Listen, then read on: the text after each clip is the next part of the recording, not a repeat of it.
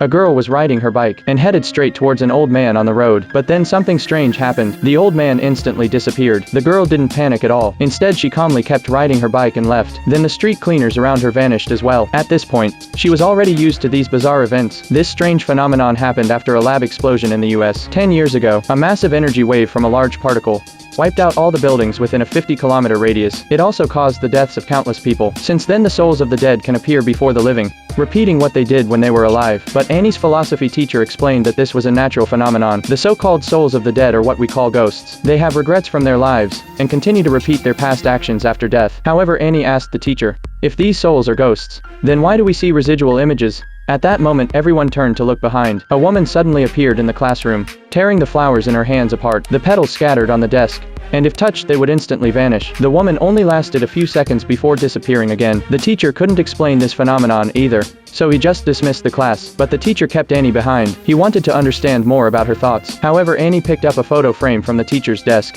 staring at the picture inside, lost in thought. It reminded her of her father. The teacher knew Annie hadn't moved on from her sadness, since her father had died in that explosion, but he hoped Annie could open up and live her life to the fullest. Before she left, he gave her a gift and said that souls couldn't physically interact with us and wouldn't affect our lives. But when Annie got home, she encountered something that threw her into fear.